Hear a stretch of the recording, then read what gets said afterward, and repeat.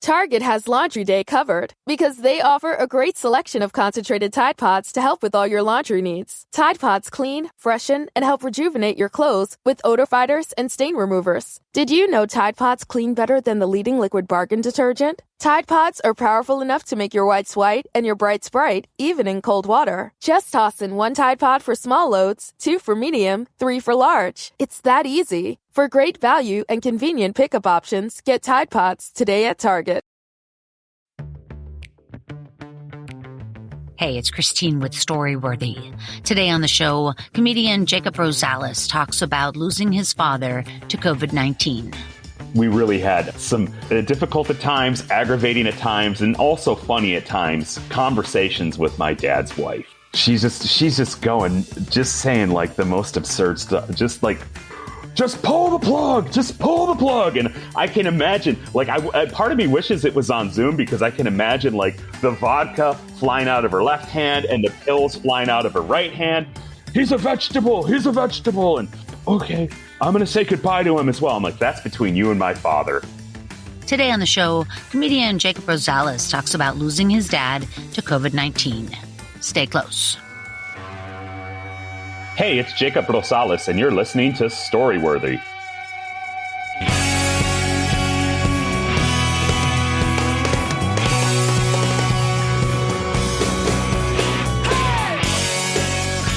Welcome to Storyworthy. My name is Christine Blackburn, and I'm coming to you from Los Angeles, California. Whether you're a longtime fan of the show or a new listener, welcome to Storyworthy.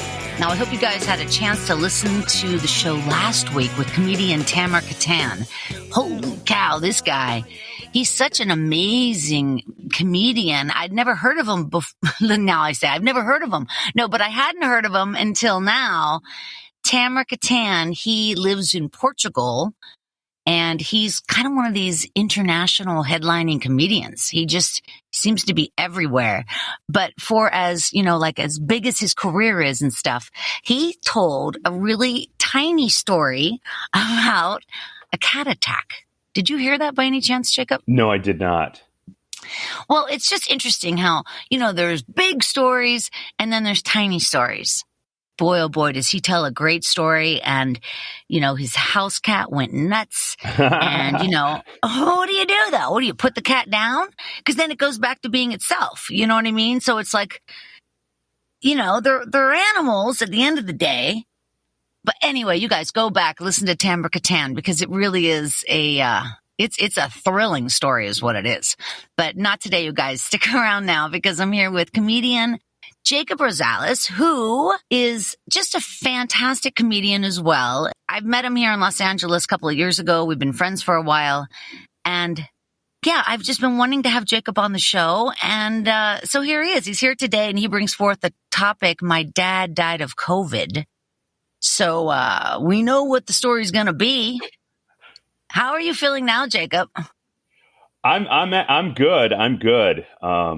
Everything's good. Actually, it's very timely that you had me on here to do this because we just finally had, I think, kind of closed the book on like dealing with processing all of the kind of like funeral arrangements, end of life stuff.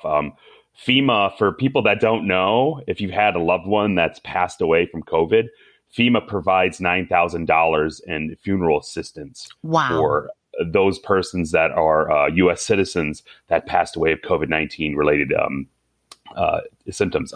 If you have any kind of funeral insurance that covers it, they're not going to do that. But for those people that didn't have any funeral insurance and had to pay for it out of pocket, FEMA will reimburse up to $9,000. So I actually just got the last reimbursement from them just this past week. So that's kind of, it took a long time. I mean, my dad passed away early December of 2020. Yeah, over a year ago. And Correct. So you're saying they didn't give you $9,000 in one drop. They gave it to you a little at a time. Oh, it was a tedious process. I actually had to, I had to call up my representative in Congress and really kind of get them to light a fire under their asses because it's just, it's a bureaucracy. And so you kind of have to deal with that. But, the thing with me is one of my favorite pastimes and hobbies is just getting on the phone and giving hell to customer service. Like, I love it. And I feel like the many years that I spent just complaining to women from the Philippines on Amazon about, late deliveries or whatever. It's really, it built me up. I was preparing for this big moment to shine. And there was so many things. I mean, like, we had to put off the funeral. We didn't do the funeral right away in December when he passed away, or like in January. We waited until July to do the funeral. Oh my God. And, Christine, both my flights got canceled. Wow. To go to Michigan for the funeral. So wait, where's the body all this time? Oh, we had him cremated. Oh, I see. Okay. Yeah, he was at my brother's on the liquor shelf. I think it was an appropriate spot for him. But yeah, I mean, like my flights got canceled to go to the funerals, and at first I was really upset, but then I was like, wait a minute, Jacob. I'm like, this is your time to shine, man. Like, you can really give him hell. Like, I was hard. I was like, my dad died of COVID-19 and da. I'm like, don't make me play the audio tape of him on a ventilator. I'll do it, goddammit. Yeah, because I'm a dick. Wow. So you like to argue with customer service. That's so funny. Oh my God, I love doing it. It's so fun. It's so much fun. See, I guess, I don't know, man. I like instinctively, because I've had so many jobs and I've had so many customer service jobs.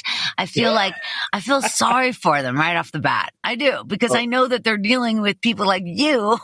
Exactly. all day. That is too funny. I know that, Jacob, you are one of the only comedians I know that has a real day job. What are some of the stress relievers and stuff that you do when you're in front of the computer all day? Do you get up every 45 minutes, or what do you do? Yeah, I get up. I mean, I live on Venice Beach now. I moved to Venice Beach. Like, I'm I'm a block removed from the beach. I'm right on Speedway. And that is so cool. So I moved there like in February. And so I get out and I just I walk to the beach. I look at the waves crash. I take a nice stroll. I have a bike. I'll take bike rides. You get a tattoo. You get a marijuana card. You do all those things you do in Venice. Sometimes I have to yell at the homeless people that are jerking off and next to my Ford Ranger. It's just there's a myriad of things to do out here. Let me tell you something. The problem with the homeless situation in Venice is because the city of Venice will not allow a homeless shelter. Did you know that?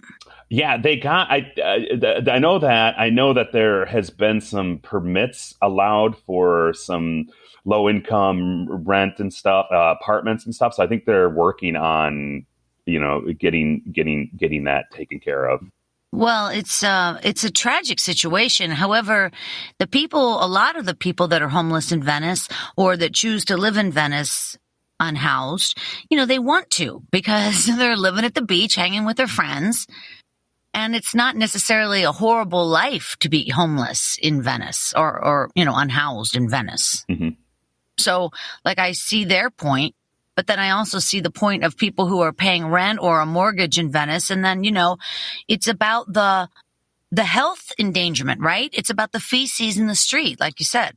Oh, yeah. I mean, there's a lot. I mean, part of it, and they're starting to, I'm seeing in the news that, and I see it visibly. I'm starting to see the more kind of permanent tent encampments. It's not as bad. Like when I moved here in February, and it was bad. Like, where those handball courts are? Sure. I love that. Those that area. I mean, that whole area, when I got here in February, it was like a whole encampment. Like they had barricades with pallets and stuff. I mean, they were really entrenched. And then around, I want to say May or June was when the sheriff came in and they started to kind of get them out. But they're kind of slowly making it back. But I think a lot of these, I'm seeing a lot of people I'm seeing people in the alleyway where I park, like smoking meth. And so some of them are probably chronic drug users, and or just kind of like some of the terms that kind of get used are they talk about like chronic homeless, or for those people that are sensitive to that word, the chronically unhoused. So I mean, there's a myriad of issues with all that. It's mental health. It's a lot of things. Have you ever seen an encampment with electricity? Oh yeah. Yeah, I mean, like I kind of. Sorry, I don't mean to sometimes, laugh, like when I see not so much around Venice, but just in other parts of LA. I think what I'd kind of like to see is I like it when I go underneath the bridge and I see they have like a barbecue pit or like a barrel fire, and it's just I wish they could kind of class it up and maybe do like a a quartet singing, where they're singing the blues. Like, remember in Rocky when the guys are by the barrel fire and they're singing the blues and Rocky's like carrying Adrian. That's lovely. That's romantic. Like fun homeless people. Yeah. It's a tricky situation in Los Angeles for sure. We need more affordable housing, obviously, but also the idea of tiny housing. Like, I appreciate that. The tiny homes where, each person has a small space. It's almost like a shed, an outdoor shed, and then there's a common area for bathing and washing up. I mean, it is a very real problem. It's not like, we're sort of laughing about it, but clearly there are women who are abused. They have children. They have nowhere to go. They end up on the street. Yep. Or the person who has a mental illness and the hospital just dumped them out in Skid Row. It's, boy, oh boy, you talk about the unhoused, the homeless, then the comedy sort of goes out the window.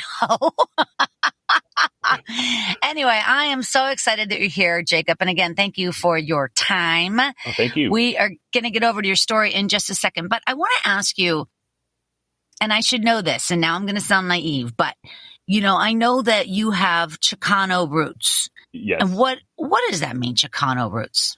So Chicano is, it's kind of a term that was used a lot in like the 60s and the 70s during like the civil rights era. So Chicano is essentially kind of like it's more Mexican. You could say a simplified definition is like Mexican American. Mm-hmm. So like my dad is he was from South Texas. He grew up in the Rio Grande Valley, which is right by the border. And he was American citizen, born here in the States. His father was probably like a fourth or fifth generation American. I think what happened with his dad, my grandfather, was I think the border moved on him. I think on his family. So wow. I think, my grandmother, she says she was born in the States. I've never seen any documentation to prove that she was. However, I've never seen any documentation to prove that she wasn't. So I'll just take her word on it that she was born in the States. I know her parents were born in Mexico. So it's more kind of like Chicano is more kind of like saying like Mexican American. I know, but I have a lot of Latino friends, and I don't say I have a lot of Chicano friends. Yeah, it's kind of an antiquate. It's an older term. Some people use it. I like it. That's I like it. It just sounds like it's like gang influenced or something. Yeah. Well, I covered up my face tattoos, so get out of here. By the way, you do look great. You have recently lost how much weight? I've lost about 100 pounds.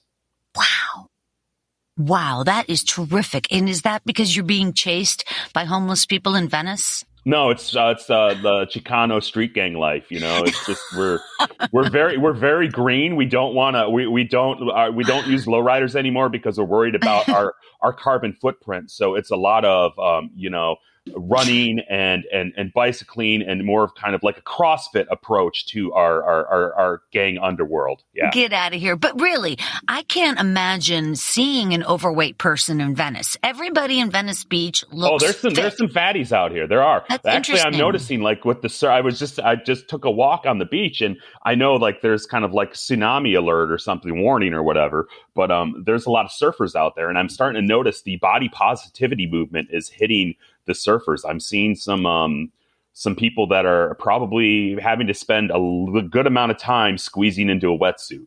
That's hard to believe because I always feel like Venice is like, just the picture of health out there. In terms of, forget the unhoused and stuff, just in terms of like, if you're in Venice Beach and if you've never been to Venice Beach, if and when you go, the air is fabulous. The light is beautiful. And it just has this, I want to get outside mentality. Mm-hmm. If you're in Venice, I don't know how you'd stay inside. It's so vibrant and exciting. So I think that would lend itself to exercise. Yes. Yeah, I kind of consider it my playground. Yeah, it's just wonderful. Beach to walk on. There's the Marvin Broad Trail, I think is what it's called, which is like a bicycle trail. That's a great trail to ride on. I'll do 20 miles. I think the longest I've ridden on it was I did a 30-mile ride. That was so nice. I took it south down all the way to the end at Torrance and then back up to where I live. Wow. That's an amazing ride. Do you have to keep your bike in your apartment? Yes, fortunately, we have a bike rack down by the nice. down by a mailroom, so I don't have to like keep it inside my unit. I have it boxed up in the building. And then about the Venice canals, I mean, that's all incredible. They're truly canals in Venice with these wonderful homes sitting on them. Yes, they're all covered in duck shit, but that's not the point. Tell me about those canals real quick. And we are getting to your story. I'm just curious because I don't meet that many people that live in Venice. That's all. I never really go to the canals. I've driven through them a little, like one time, but it's not, for me, it's nothing that really does it. I'm super close, but I'm just kind of like, oh yeah, there's a canal there. It's beautiful, though. I mean, we're in the heart of the canals, and there's all these little tiny bridges. And then, the houses are all really unique. Every house is a little different. They all have a different vibe. I like walking through there. Yeah, I most of my walks are on the beach. For me, that's just, there's something about getting away from the concrete jungle of all of LA and the urban jungle, and just being able to just walk down the beach and look out to the west and just see the endlessness of the ocean and the clouds and the sky and everything. For me, that's where it's at. Water is very healing, and the moisture in the air, it's like really good for your health. So I hear what you're saying. It's special. I spent a lot of time in Malibu, and I always thought, you know what? I have a feeling I'm going to end up on the beach after my child, after she gets a little older, goes off. I have a feeling I'm heading to the beach. I do. I also have the draw to that. Yeah. I'm drawn to that. Cross your fingers for decreased home prices. Well, I know. It's, or I could end up, unhoused in your alleyway, shitting on your car. Anyway, you guys, listen, before we get over to Jacob's story, I wanted to remind you that we are playing Story Smash, the storytelling game show. The next show is Saturday, January 22nd at the Hollywood Improv at 7 p.m. And Danny Zucker is going to be there, Blaine Capatch, Melissa Peterman. This is my dream team. These are my 3 favorite judges when they're together. Jacob, do you have any thoughts on that? Because you've seen the show so many times. Oh yeah, they're all. It's so much fun. I love being on it, and that group of judges, they're so funny. Danny is just hilarious, and I love Blaine, how he can just he'll just interject and be like, Story Smash brought to you by, whatever random product. And Melissa's such a sweetheart. And she's so funny. You're not kidding. I mean, Melissa, she really holds her own, and she just goes off, and people just go with her. You know what I mean? She's so fabulous. She's a tremendous comedy leader. That's what she is. Anyway, you guys, check out storysmashshow.com, and you'll get more information on tickets and see some of the fun photos and stuff. And then also follow Story Smash on Instagram at Story Smash. All right, you guys, he's here right now, Jacob Rosalez. You've heard him talking. He is a Los Angeles-based comedian, and you do have a unique brand of humor, right? And for me, it's because you have so much confidence. Oh, thank you. From the minute you walk on stage, it's like everybody knows that this guy, there's not going to be any waffling.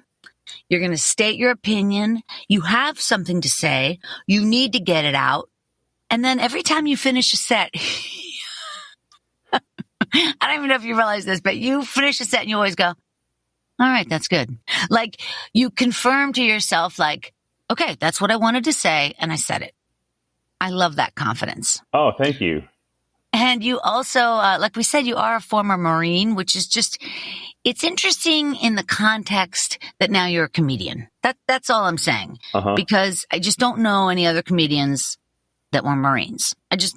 Oh, there's a good amount actually. Yeah. Now that I'm thinking about it, Greg Cope White, is that his name? Greg Cope White. He did a book called The Pink Marine because he is gay, and that was not working with the Marines. But anyway, yeah, and he's a comic. Who else are you thinking about that were Marines? Bryson Banks was a devil. Oh, yeah. He's a devil dog. Devil dog. There's do you know Mitch Burrow? Yeah. He's a Marine. He's super funny. He's really good. I really enjoy his stuff. What's a devil dog? Devil dog. So devil dog is the nickname for Marines. That was derived from World War I during the Battle of Bella Woods. Yeah, we went in there and we fucking fucked up those crowds. We saved those Frenchies' asses. No, and so they said that the Marines were so fierce in that fighting that the Germans referred to them as Teufelhunden, which I guess is translated over to devil dogs. So ever since then, we've kind of, hey, devil dog, that's a common nickname for Marines is devil dog. Next time I see you out, I'm going to say, hey, Tufendel. Teufelhunden. Oh gosh, that's whatever. Teufelhunden. That's a very weird phrase, I know. And you also perform a lot in San Diego, and you've just been getting out more and more here in Southern California. And I'm a big fan. You guys can follow Jacob Rosalez over on Twitter and Instagram at Ching Delicious. That's not it. How do you say the word? Chinga. So like chinga tu madre. So it's kind of like chinga-diculous. So it's kind of like a weird Spanglish kind of. Did you just swear at my mother? Yeah. Punta tu madre? Yeah, so it's chinga-diculous, which I guess you could say translates over to fucking ridiculous in a sense. Oh, that's good. I like that. All right, you guys, whoever you are, put your hands together for the very talented Jacob Rosalez. So it was December 2nd, 2020 was when my father passed away. He had he was in the hospital for over 3 weeks battling COVID. And it happened, he got it in mid-November. And I remember the last time I talked on the phone with him, and it dawned on me that a lot of people, I mean, not everyone, but at least for me, we don't get those storybook goodbyes. I didn't. The last thing that I told my father was I called him, and he was at home and he wasn't feeling good. This was about a day before he went to the hospital, and I was like, "How are you feeling, Dad?" He's like, "Damn it, I'm just tired. I'm just really, really tired, Jake." And everyone called me Jake. Everyone in Michigan, they all call me Jake, even though now I prefer being called Jacob. Most people, I have to say, don't call me Jake. But like my family, it's like they're just used to that. So I'm like, whatever. But he's like, I'm just tired, and damn it, I need to rest, Jake. And I said, okay, Dad, you do that. But you need to get better because deer hunting is in a couple of days, and I want some venison, damn it. And then he just hung up the phone. And that was the last thing I said to him was, I want some venison, damn it. And it's just, nothing's perfect. And like one of my dad's brothers, the last thing my dad said to him was go through the window, because my dad had went to the family farm. My dad has a trailer there, and he went there to get stuff ready for deer hunting, and he wasn't feeling well. He took a nap, and then he drove back home, and my uncle went there, and he said, Oscar, you took the keys with, how do I get in the trailer to get stuff fixed? And he's like, damn it, I'm tired, I'm sick, I'm not feeling good. He said, just go through the window. And that was the last thing he said to him, was just go through the window. And it's just, nothing. Personally, I feel like the storybook endings of having that meaningful, like goodbye, farewell. Some people are lucky, some people are fortunate, and if you are, like, that's awesome.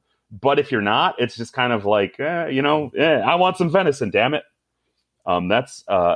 So yeah, he was in the hospital about a day after I talked to him. He went to the emergency room, and I remember because I had a show in a backyard. I was doing a comedy show in a backyard, and I got the news like literally an hour before the show started.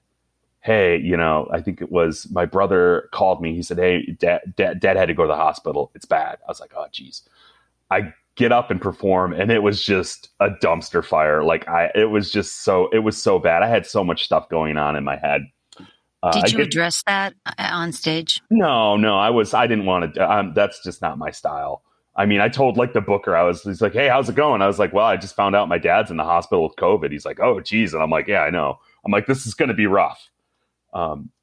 So I got done with the show. I get to my car. I contact the hospital. He's in the emergency room, and they're a little like, hey, because like this is Michigan, and Michigan's been hit pretty damn hard with COVID. And the nurse that I'm talking to is like, well, we're really busy. We have a lot of COVID patients, and we only really want to deal with one family member. And I was like, okay, yeah, that's fine, whatever. But they gave me the info on him, and they're like, yeah, he's going to get admitted, and it's going to be rough. And I was like, okay, cool. So the next day, I call my sister early in the morning. She's in New York City. And I'm like, yeah, this is going to be rough. And she's like, I know. And I'm like, I talked to the nurses at the hospital. They only want to deal with one family member. And I'm like, I don't trust any information I'm going to get from my dad's wife, because she, how can I put it? I don't care. She's an alcoholic and a pill popper. And I don't think she's going to be capable of communicating to us what's going on with Dad. And my sister's like, just keep calling the hospital. She's like, just keep calling the hospital. Just keep calling the hospital. So essentially it was put on me to be responsible for calling the hospital. I was fine with that. I was like, yeah, whatever. You know, my sister, she's married. She's got 2 kids. My brother was kind of like, you can do that, right? I'm like, yeah, I'll do it, whatever. So that was a whole mess. And part of it was like the family dynamics of like dealing with my dad's wife, because she's out to lunch. She really was. I hadn't talked to her in like 5 years. And the first I call her on the phone, you know, after I talked to my sister, and she's just a mess. Oh, he's on a ventilator. They got him on tubes and stuff. And I'm like, no, I talked to the hospital. He's on a CPAP. It's not to that level yet, but it could be, you know? And she's just freaking out. And then she's freaking about finances. She's like, the car got repossessed and da da da da da. I don't have to pay the bills. I don't have access to his bank account. He took my name off the credit card. Blah blah blah blah blah. I'm like, oh my gosh. I'm like, look. I'm like, they're not going to shut the gas or electricity off on you. It's COVID-19. If you need help with any bills, let us know. We'll pay for it. Because in my head, I'm like, I ain't giving you any money, because that's going to go to 5 o'clock vodka. Yeah. How long was he married to your wife? He was married to his wife. They were married for, I think, 20 years. But then don't you, I mean, I want to hear the rest of your story, but don't you want to just at some point think like, well, my dad chose to be with this person. That was his choice.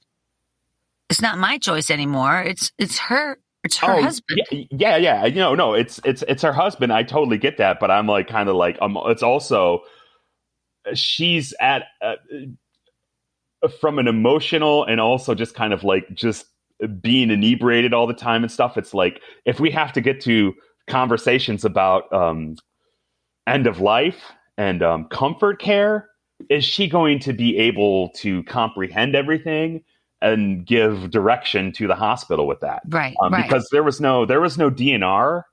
There was no, there was no end of, like, my dad was 64. So kind of kicking myself in the ass, I never had any kind of like end of life discussions with my father. So this is a PSA for all you folks out there whose parents are, getting to the point where it's time to retire.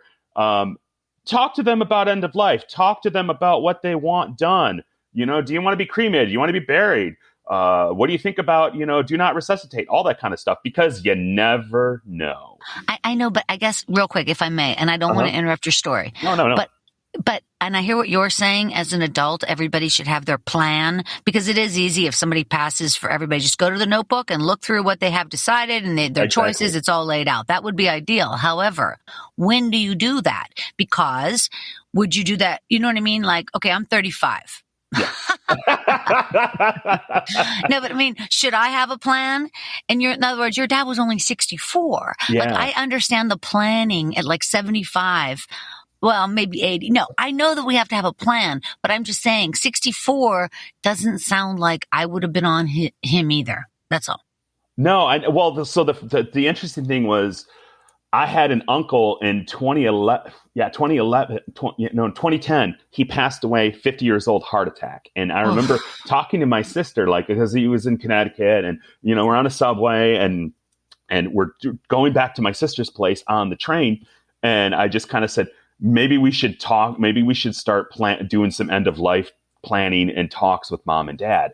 And she's like, well, they're still young. And personally, it was probably the wrong time because it was just after a funeral, but there's never a good time. Because it's a morbid, it's a dark thing. It takes you a dark place. But it's kind of, I'll tell you what, like, it would have been nice. It really, there were so many things.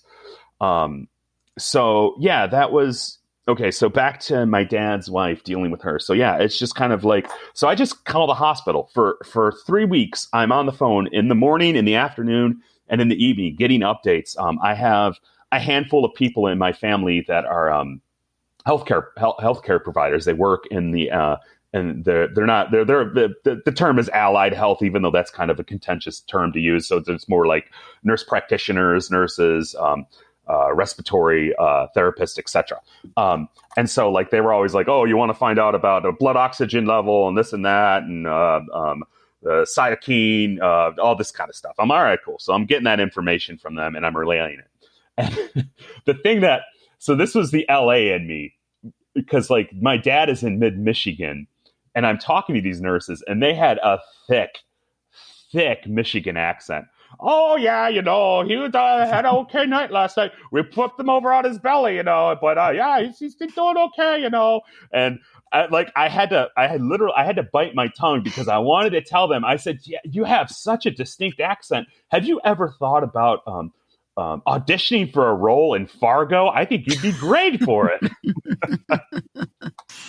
So it was a lot of that. I think after about 4 days of being on the CPAP, they decided to put my dad on a ventilator. They intubated him. And that's when it really dawned on me, like, oh geez, this is not looking good. And it was, there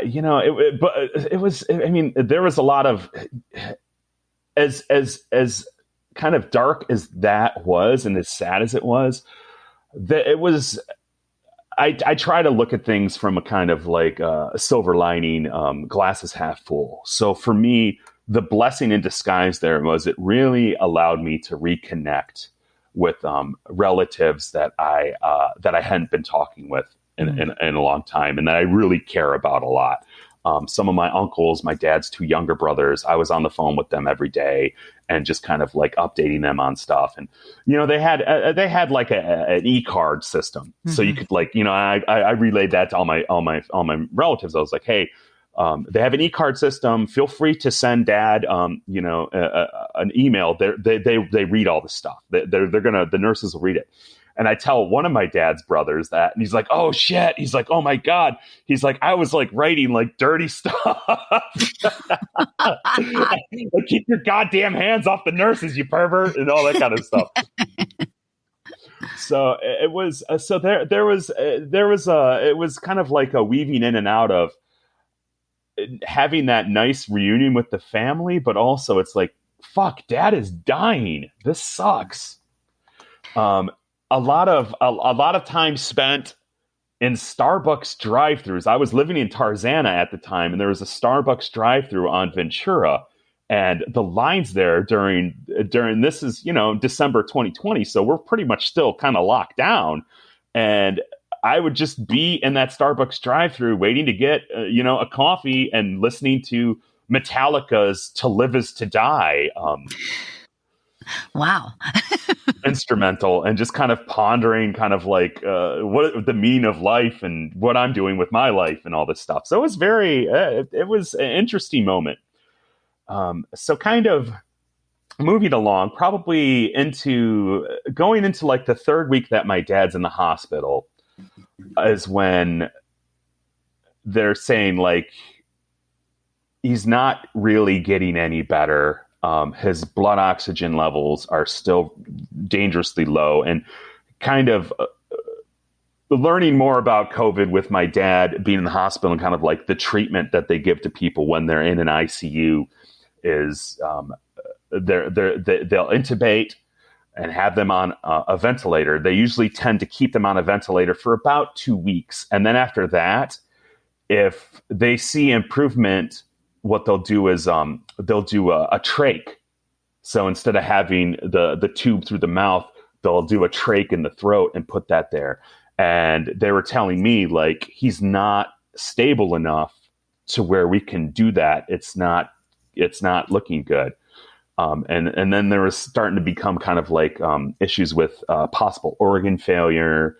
And so once it got to about 3 weeks, about 3 days before he passed away, that was when they were kind of broaching the subject with regards to considering comfort care and getting ready for that.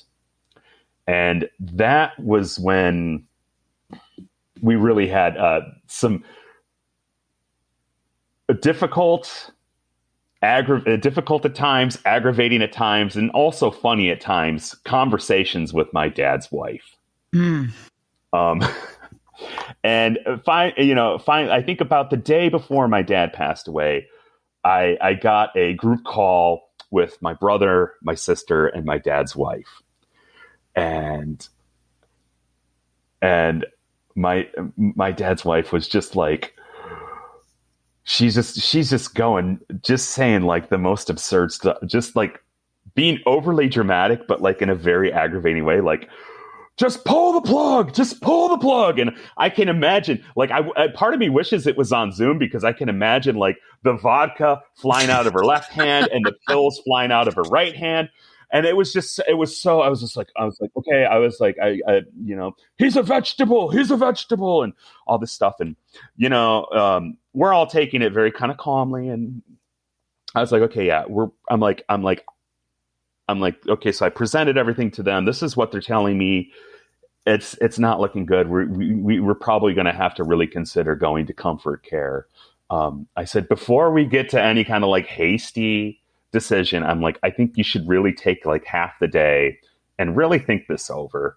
And then we'll call in about 5 hours and discuss it and, get there. So we end that conversation. I wait about 3 or 4 hours. I call both my brother and sister, and they're like, yeah, we're going to have, it's time to say goodbye to Dad. I'm like, okay, and that was where I was feeling. And I was like, all right, we'll get on a call with Dad's wife. And both of them were like, you can just do that by yourself.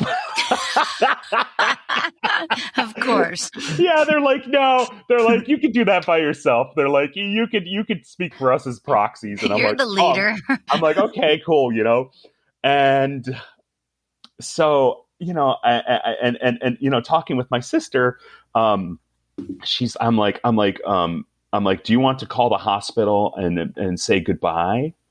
And she's like, yeah, I think that'd be nice. And she's like, maybe we should contact his 2 youngest brothers that he's very, very close with. And I was like, yeah. And I talked with one of them, and he's very religious. And he's like, we should have, he's like, would you mind if I had, Father Bob do the last rites? And I'm like, yeah, I'm an atheist, but I'm like, I know that's important to the family. They grew up very Catholic and whatnot. So I'm like, yeah, that's cool. And so, we have Father Bob on, and that was rough, because, you can hear the ventilator going in and out, and Father Bob's doing his ominous dominus ash. It's just like, oh, gee, and I really had to bite my tongue, because some parts I just wanted to be like, oh, Jesus Christ, So yeah, it was hard. That was hard. And, my sister and I, we say goodbye. My sister said just such lovely things to my dad, and she had me blubbering so bad. And then it's my turn, and I'm like, God damn it. You made me fucking cry. And I'm just like, it was rough. And, I told my dad's wife, I was like, you should call the hospital and tell them you want to say goodbye. And she's like, oh, I'll do that. And so the next morning, I get on the phone with my dad's wife, and I'm like, okay, we're letting Dad go. This is what we're going to do. Both my brother and sister want that. I agree with it, and you do as well. And I have to like constantly be like, and this is what you want, because it's ultimately it's her decision. Mm-hmm. And she's like, yeah, it is. I'm like, okay, cool. I'm like, well, you need to call the hospital and let them know. And, okay, I'm going to say goodbye to him as well. I'm like, you do that. And this is what I'm going to say. I'm like, that's between you and my father. I'm like, you could. So after about like 3 hours, I finally call, and I'm like, hey, did you call the hospital? And she's like, she's kind of dragging her feet. And finally, I'm like, I'm going to call them right now. I'm going to get you on the phone. We're going to talk to them and tell them this is what we want. I'm like, we can't put this off any longer. Okay. Call the hospital. We're talking with a physician assistant, and he's got to do the whole process of describing going into comfort care, kind of what they're going to do. And they're going to take him off the ventilator, and they're going to have him, sedated so he doesn't feel anything. And he's most likely going to pass away. But when he's telling us all this, and he tells us beforehand, he says, I'm going to describe everything to you. Can you wait to ask me any questions until I get done? And so every 2 minutes, my father's wife interrupts him. It got after about 3 times, finally, I was like, you have to stop. You have to let this man finish. He's got to say everything once, and then you can say something. Oh, okay. And then 2 minutes later, she interrupts. I'm like, I'm trying so hard not to just blow my top off. I'm like, God damn it. I'm just like, fuck. And part of me, and I had my phone on mute, and I'm like, what the fuck? Shit, God, mother, And so finally he gets done explaining this, which it should have took him 5 minutes, but this was 20 minutes because he kept getting interrupted.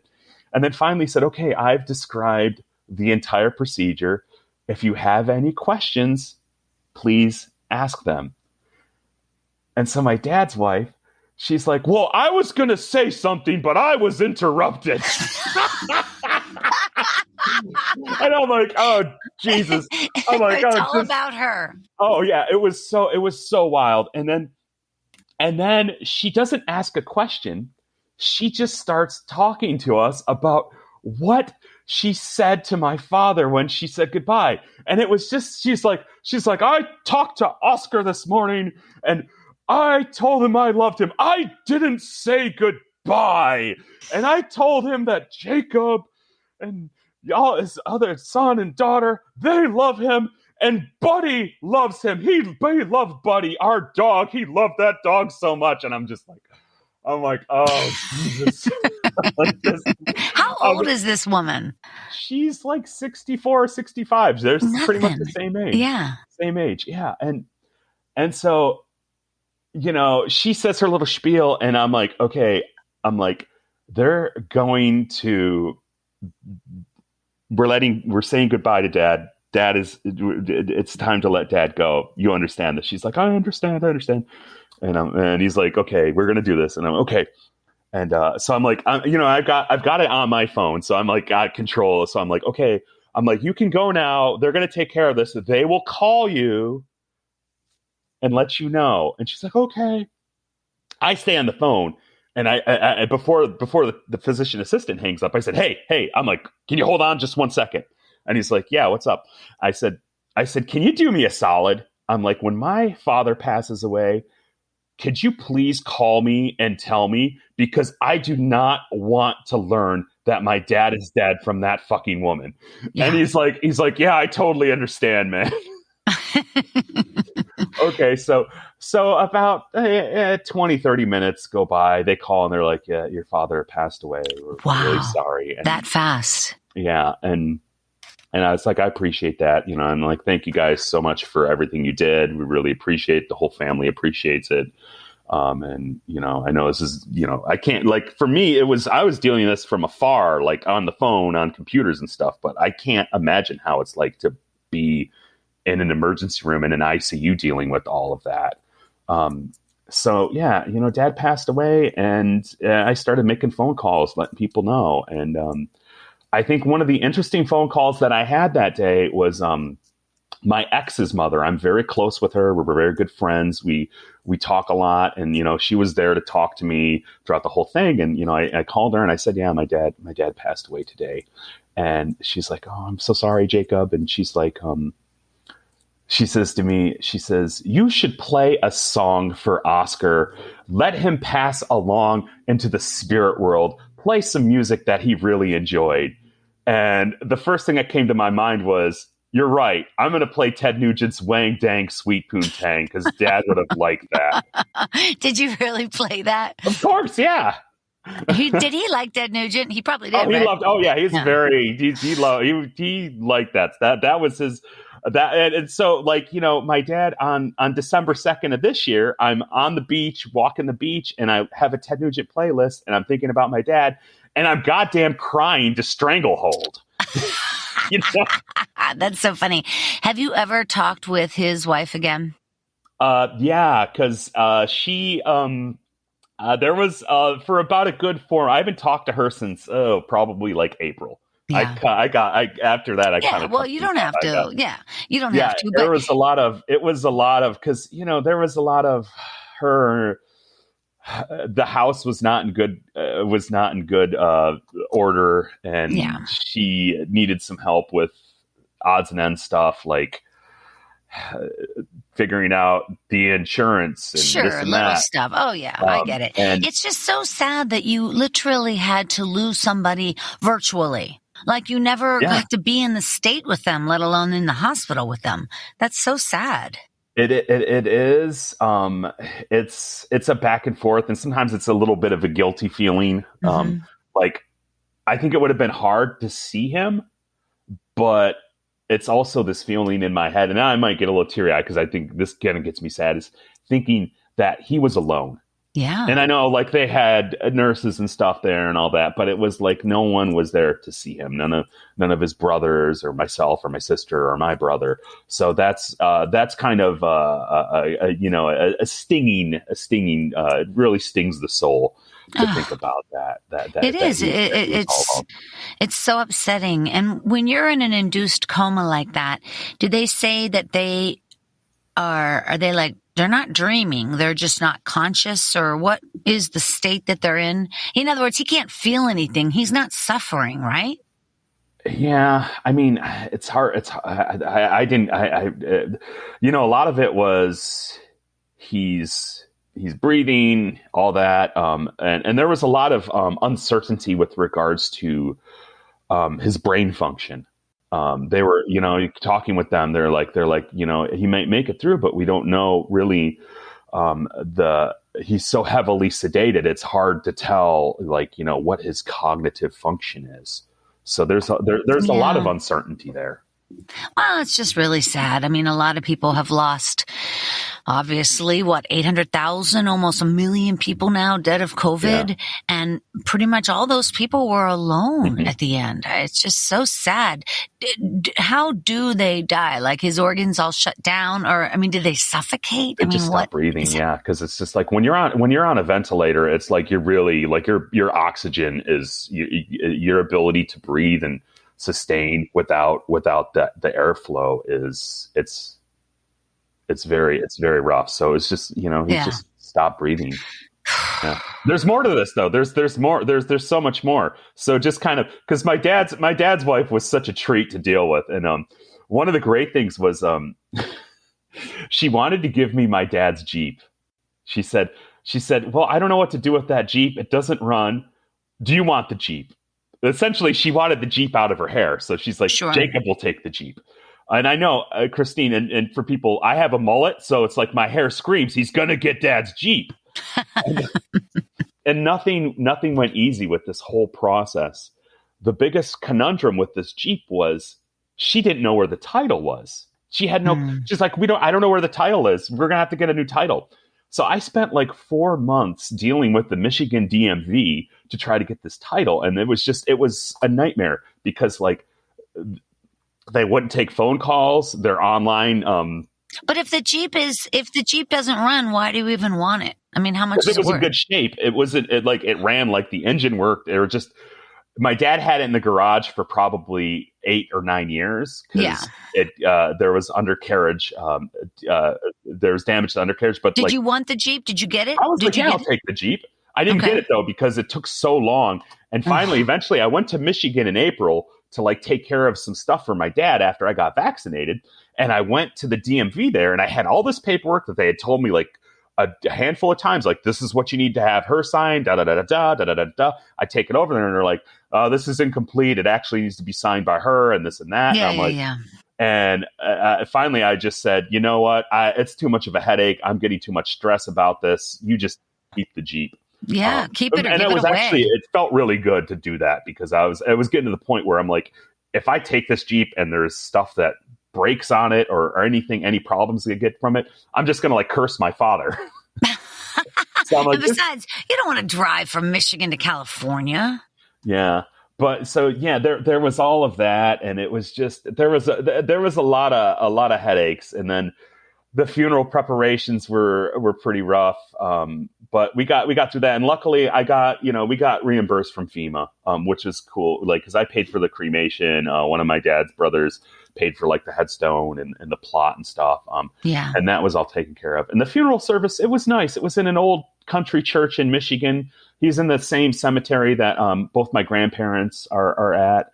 And it was it was a Midwestern funeral. It's potluck. Yeah. Oh yeah. The luncheon. Oh my God. The luncheon. You have to, anyone in the Midwest at a luncheon, skip the line. Okay. You at the line. I mean, this one that we had, they had like ham sandwiches, honey glazed on the bun, which is nice, but I mean, you have to go straight to the potato salad because that just goes it just goes quick. But it was really nice. And like the church service was nice. My sister wrote such a lovely obituary. And actually some people were upset because the priest at the service, he just read straight from the obituary. And I was like, it's a good obituary. Like, it's cool. Like there are a little too many Oxford commas in it, but I'm not, I shouldn't complain about that. But no, and like the singing, some people didn't like the singing. I thought it was like it was like a country church. Like the lady singing, she looked like Granny from Tweety Bird, and she just sang off key with the organist. The Lord is my shepherd. Oh, yeah, it was great. It was really nice. And the weirdest to me, one of the weirdest parts about it was after the priest like kind of finished up and walked. Like my dad's urn was still in the front, and my uncle said, "Hey, you have to take your dad to the cemetery plot." And I was like, I kind of like look at him and I roll my eyes. I'm like, damn it. Because my brother's in a wheelchair. He's paralyzed from the waist down. So my uncle's just like, well, you have to carry him. And I was like, can you do it? And he's like, no, you should do it. And then he just looks at me and says, he's not going to walk himself. Oh, Jesus. And so, I've got my dad, I'm holding on to my dad, and it's, the cemetery is right behind the church, but it's probably about a quarter of a mile walk. Yeah. And so I got to walk there with the priest, and I'm like, how do I have small talk with this guy? What do I talk about? Like, cute altar boys? I'm like, what the hell? And so, we get to the plot. There's the hole, and I'm like, oh shit, there's the fucking hole. Yeah. And I'm scanning the area, and this is like, I'm 100 pounds heavier at this time. And I scan the area, and I've noticed, I'm like, this ground is not level. I'm like, there's a possibility you might fall on your big fat ass when you put him in the hole, Jake. And so I go to my uncle, and I said, I the one that told me that I had to carry my dad. And I said, I nudge him in the shoulder, and I say, you're putting him in the fucking hole. Jesus. Wait, so you're just putting a tiny box in the hole. It's not like it doesn't look like a cemetery plot. Like it's not like a person for a coffin. Exactly. It's just how big is it? It was just a hole. It was just a square hole because the urn was like, it was like it was a cube. It was lovely. Yeah, it was like you're planting tomatoes, but it's your dad. Yep. Sorry. Oh, that's okay. That's a good analogy. So yeah, that's my dad dying of COVID-19. It was I hope no one else has to deal with that. Except that 700,000 other people did. I know. And again, I truly believe end of life planning is so, like, immediately after this, I said, Mom, I called my mom and I said, Mom, I don't care if this is the wrong time or if this makes you feel sad or anything, but I'm like, do us all a favor and just, can you let us know what you want? And can you have stuff in order? Like, cause there's so. What did she say? She said, I have that. She's like, I know what I want. And I have that stuff in order. I have the paperwork and this and that. And I was like, good. Cause it's really, when it just kind of, when it hits you from the side and there's no real organization to it, it's just like, holy shit, talk about a pain in the ass. Yeah, and especially somebody young and unexpected like that. I have a great idea. We got to wrap this up. But Jacob, you and I together, let's co-produce a mic. I'll get the space over at Flappers Yoo-Hoo Death Room. And that where it's like that vapid black hole nobody seems to go to. That's not true. But we'll do an end-of-life mic. Ooh. Okay, so everybody has to come with a tight 5 on what they want their end-of-life plans. That sounds like a good idea. I like that. See, I'm always thinking. Like that. I'm always thinking. You guys, we got to wrap it up. I want to thank you so much again for tuning in. Don't forget to join my mailing list. Why not? I mean, I send out a cute and sassy newsletter every Tuesday. Head over to storyworthypodcast.com and the little thing, it just comes up and it says, join my mailing list. And then you do that. Would you do that, please? Yes. Thank you. Yes. Okay. And listen, what else? Oh, yeah. Story Smash, Saturday, January 22nd at the Hollywood Improv. If you're in LA, you cannot miss Story Smash. We're having an absolute blast. All right, you guys, follow Jacob over there on Twitter and Instagram at Ching Delicious. No, that's not it. At Ching Chingadiculous. CHINGADICULOUS. LOUS. I knew that. And then, of course, follow me over there as well at Storyworthy. All right, you guys, one more time on behalf of the very talented Jacob Rosalez, thank you so much. Thank you. I appreciate it. My name is Christine Blackburn saying, make it a story-worthy week.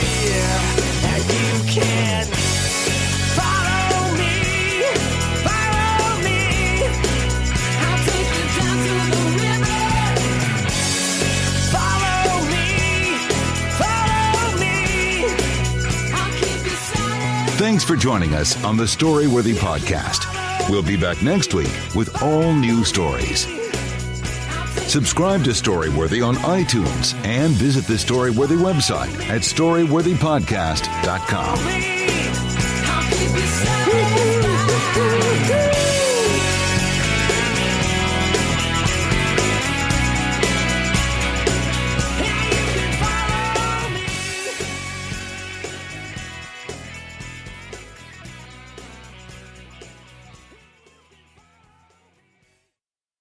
At Elwood Quality Steels in Newcastle, PA, we're adding to the team. EQS is now hiring production and maintenance technicians. Many EQS opportunities require no experience, while offering on-the-job training, great pay, fantastic benefits, excellent 401k match, bonus opportunities, and more. EQS is an industry-leading local family-owned business that's been a member of our community for more than 35 years. Join our team and start your career today. Apply now. EQScareers.com. Elwood Quality Steels. We shape the future. EQS is an equal opportunity employer. Target has Laundry Day covered because they offer a great selection of concentrated Tide Pods to help with all your laundry needs. Tide Pods clean, freshen, and help rejuvenate your clothes with odor fighters and stain removers. Did you know Tide Pods clean better than the leading liquid bargain detergent? Tide Pods are powerful enough to make your whites white and your brights bright, even in cold water. Just toss in 1 Tide Pod for small loads, 2 for medium, 3 for large. It's that easy. For great value and convenient pickup options, get Tide Pods today at Target.